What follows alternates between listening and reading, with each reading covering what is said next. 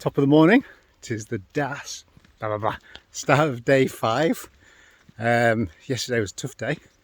Didn't even get to make a video last night. I basically just rocked up at the campsite, pitched the tent, went into the little village, found a place to charge my phone. Had 2 cheeky 0 Guinnesses because I don't drink anymore. Charged my phone, etc. It died in the last hour and a half, so missed out on some photo opportunities. Got back to the tent, thought I'd just close my eyes for 5 minutes, bang, just gone 10 o'clock. So totally needed that sleep yesterday, absolutely shattered. But another glorious morning here. Wow, absolutely just so blessed just to be able to be doing this and waking up to these sorts of views in the morning. So yeah, day 5, here we go. It's over there is, it's a bit misty, but there is Bridlington. So Bridlington's far bigger than what I thought. I was hoping to get there last night, but I was just too batty. It was over 17 miles anyway. But yeah, the idea is to get the north side of Bridlington. All my plans have just gone to shit so far. It wasn't really a plan anyway, to be fair. So yeah, here we go. Day 5. Let's go.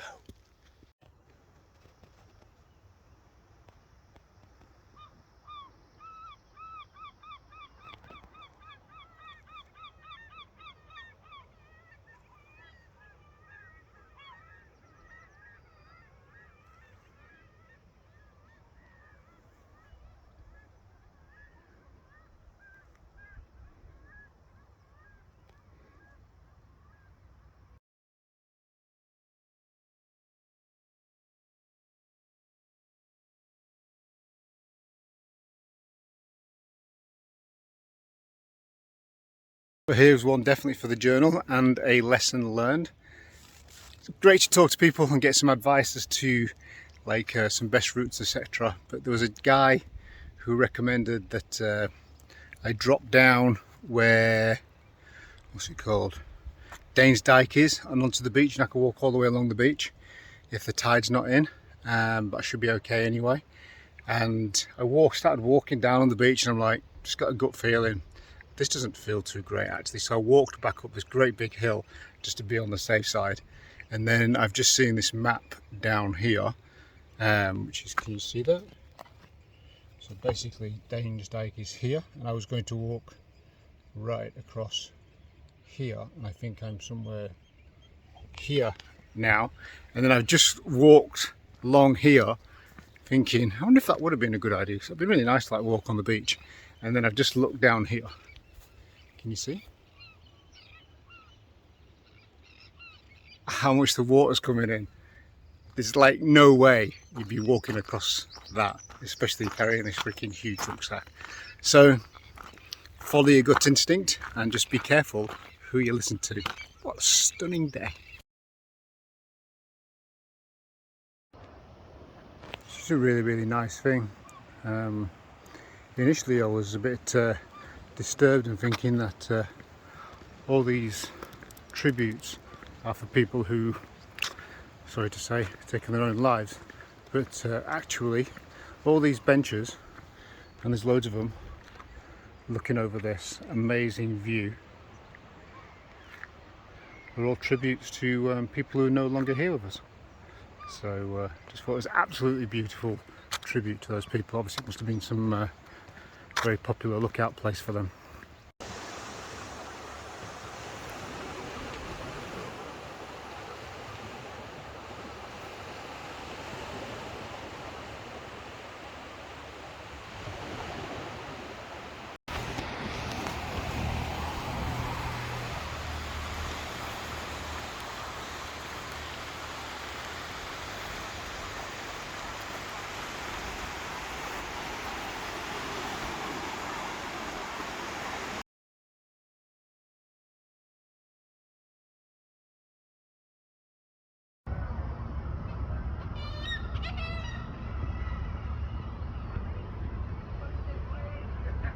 This is a sign I've just seen on the sidewalk of the Bridlington promenade. But, I'll just spin the camera around.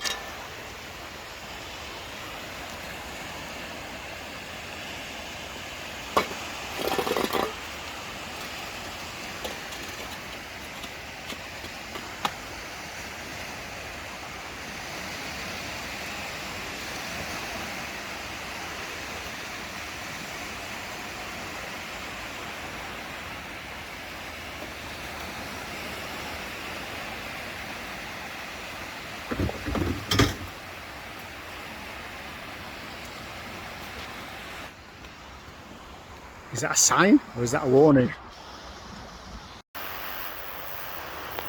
There's Brid. Water, water, water, water, water, water, water, water, water, water, water, water, water, water, water, water. Path. Windmills. So it's middle of the morning, day 5, and just come to the end of Bridlington, south of Bridlington, and come across my first major problem. To be fair, like the signposts for the path is it's not too good from this car park down here. Anyway, I've come up this pathway here thinking this is the coastal path, and I've come across a problem. So there's absolutely no going through there, so I've come through this gate here. Maybe you can see that in the past. Auburn Farm, and luckily the guy who owns the farm and the caravan site here managed to get speaking to him, and I was asking where the path was, and he was just basically telling me that the path gets eroded like 2 meters every single year, and he keeps having to move this fence back 2 meters every single year. So they've now redirected the coastal path, like basically another 2.5 miles around all this farmland and then back onto the coast. So I says, well, what's the alternative? To go along the beach and hope that the tide isn't going to come in. So you can walk along the beach for a good period of time, and then you can get back up onto this path in about a mile, mile and a half, he says. But it is a major problem, he says, because obviously it's eroding every single year. So you can't basically create a path on here that's going to be permanent, which is such a shame. But I think Mr. UK Coastal Paths, I think they need to certainly look into this. So now adventures ahoy as we drop down here onto the beach and hopefully get back up onto the path before I get too wet. Adventures ahoy, aqua gear on. Oh shit, so just come across my first major challenge, I suppose. I had one coming down from Firely, but this is a bit of a bigger one, a slightly riskier one, I guess. So I've just come out the other side of Bridlington and really struggling to find the coastal path. So I ended up, well, the coastal path came to a bit of an end, so I ended up going through a caravan park into a farmer's field, got talking to the farmer, and basically, long story short, longer story on YouTube, long story short is that the coastal path is basically being eroded 2 meters every single year, and you can see here, hopefully there, that's actually been eroded 2 meters every single year. The guy's actually like moving his fence back 2 meters every single year. So how they're going to create a coastal path all the way around the UK as a permanent fixture, no idea. Anyway, the challenge being, this is the best thing you could do unless you want to walk 2.5 miles out of your way, is walk along the beach, and there's a dray, which is basically an inlet into the sea, and get up from there back onto the coastal path, or keep walking for a few miles and get further up, but you need to be on the path before the tide comes in. So so the adventure is definitely going to happen now. So this is the dray, where the farmer dude, the camping dude, said as soon as you get past that, maybe you want to get up onto the path as soon as you can, right? But I'm probably still laughing in about an hour's time. So there is no path. So I'm going to continue walking along the beach here, and he basically says there's a big pipe water inlet that if the tide's 3/4 of the way out, then you'll easily get over it or past it or whatever. Otherwise you're gonna have a little bit of a challenge. So hopefully. So this adventure continues. So the dray that the camper farm bloke dude told me to walk past on the beach and then get up onto the path, just past that, and I could have got up, but there is a slight problem. There is no path on the top of that. It's just fully eroded. There's just plants right to the very edge. So he did say if you walk further down the beach, there's a big water inlet, and as long as the tide's out, you can actually get round that and then get up onto the path. Hopefully there is a path up there, and hopefully the tide is out far enough for me to get round this huge water pipe, as he says it. So I've got all the way down here to walk. No idea how far this this pipe is. So yeah, sometimes you just can't plan for shit, and this is part of the reason why I'm doing this walk. You just got to overcome stuff, right, as and when it happens. So scuba gear. Let's see if I need the scuba gear.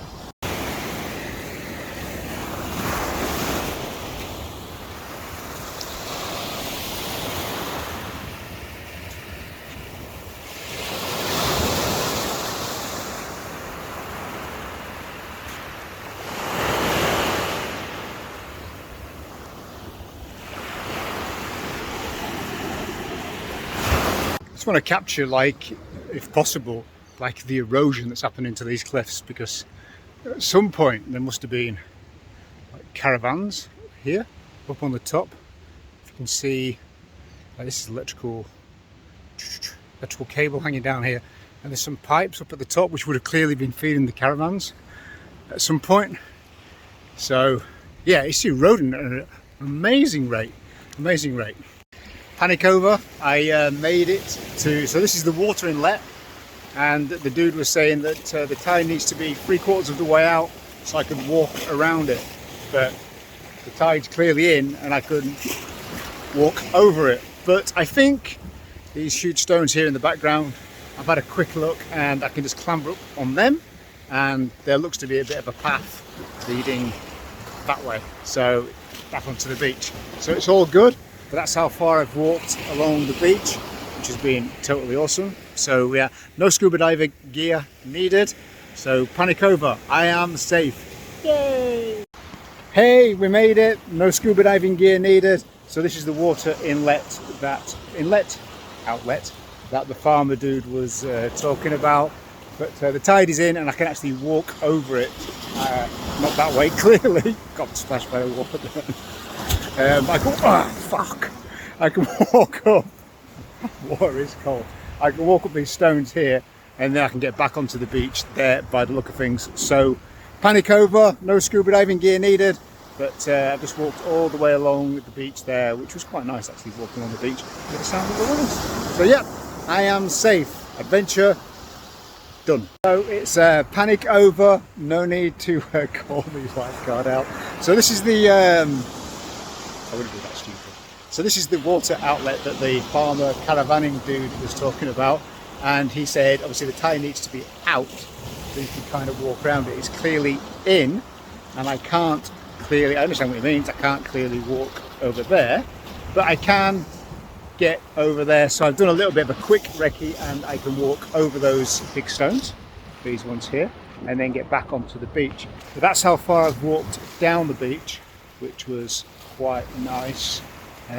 Just to walk with the sound of the waves crashing, but a bit of a relief in the fact that I know I can get back onto the beach, and now it's time for a little paddle and cooling the tootsies. So well deserved, I think. So this is a brilliant example of the way the path's eroded. So you can see that. So literally it's like right on the edge. So clearly this time next year this won't be here. So how they're going to create a path consistently, permanently around here, got got no idea. We're going to have to rethink this one. Today's all been about the cliffs eroding, but it's absolutely blown my mind as to how bad this actually is. So let me just flick the lens around here and you can see for yourself how much the cliffs have eroded here. And obviously there would have been caravans pitched here if they'd have moved them. Don't know how long these guys are going to have. If that guy says like 2 meters, 3 meters a year, maybe they've got like another 3 years and they're going to have to do it. But look at this, like literally like hanging over the cliff. So yeah, England's already small, not when you're walking all the way around it, but it's getting smaller.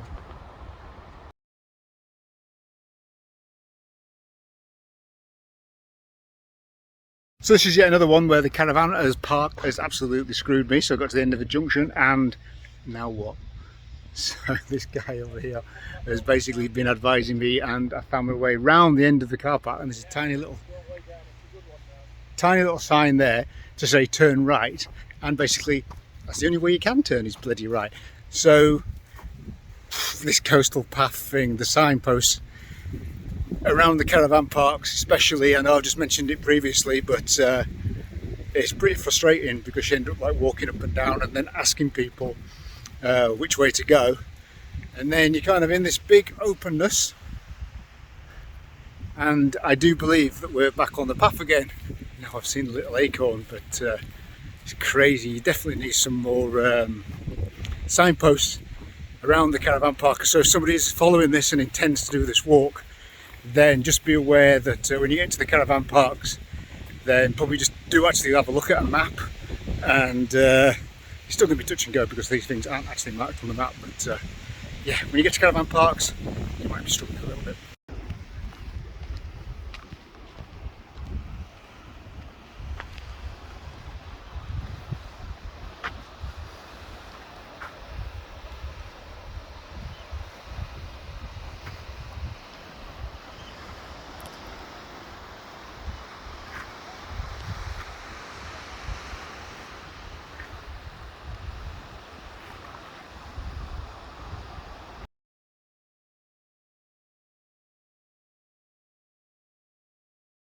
This is another example of the coastal trail, the Charles III coastal trail. It's just not being monitored at all. So basically come to an end of a path and we've got these signs here, which is basically a dead end unless I want to go over the end of there. So I'm going to take a look, but like seriously, you know, you walk a long way, you get to this point. I'm quite obviously able-bodied and willing to take a little bit of risk, but not be like stupid. But if somebody was coming along here that wasn't, you know, that kind of mindset or have that ability, then he's knackered. It's like it's pretty poor, really. It's such a shame. So here we go. This is another example of the trail not being really signposted, or somebody really not monitoring what's going on. So got to the end of this trail here, and there's a golf course ahead of me, but there's two signs here, right, bang in front of a big fence, which basically says you're not supposed to go on this land because it's a golf course, and if you want to go around this fence, it's completely at your own risk. Now myself, I'm quite, you know, able-bodied, willing to take a little bit of a risk. Clearly I'm not going to do anything stupid, but if you've come all this way, which is quite a long walk along this path here, and get to this point, you'd be really, really disappointed. So it's a shame, but if somebody else again is following this path, then really, really check the like the maps and maybe the National Trust or even the OS maps, just to see like exactly where these paths lead to, because I don't want you to be disappointed. Let's check out this thing here and see if we continue. So just to add on to that little bit of video there, then I did actually manage to scoot past the end of this fence by hanging on to the end of the pole, but literally the path is like less than a metre wide at that point of the pole. So I think we're in 2025 now, July, I would say this time next year that'd be gone. So check before you walk all the way down there. The mist has just started coming in from the sea. It looks really cool. I don't know if you can see that.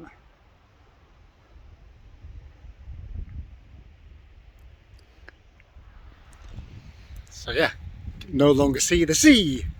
So this is going to prove interesting. It's about half hour to the campsite. Just kind of walked out my way a little bit to get to the mini mart on the Haven campsite, hoping for some decent food. Nothing, is crap. So got some crappy supplies here in my stinky boots, but it continues to thunder. So we've got really dark skies over there, really beautiful skies over there. So I'm sure we're going to have a fantastic storm. I just hope I can get the camp up, the tent up, before it absolutely bins it down and I get super drenched. Just walking in my Aussie flip-flops here because my feet are really hurting. Quick, get the tent up. Hello, end of day 5, and just chillaxing in the tent now. Warming gear, quite lovely out here. So sunburnt, look at the panda eyes, looking cool. So it didn't, the thunderstorm didn't come. There was cracks of thunder, but it didn't come. So I managed to get the tent set up perfectly. It's been a long day, so 31 kilometers, so 19.2 miles I think. So that's the longest day obviously so far. That's as many miles. I actually got a blister starting on my foot as well, so put that down to the weight, or maybe it's the boots wearing out, but also the fact that the path is like cambered like this, sloping towards the ocean in a lot of places, but excess weight I think on the big toe area. So I'm not looking forward to that in the morning, but over 70 miles complete, so that's 1% of, look at the state of those eyes, like panda eyes, look right prat. So yeah, 1% complete of the 7,000 ish. 1%. Yeah. Only another 99% to go. Day 6 tomorrow.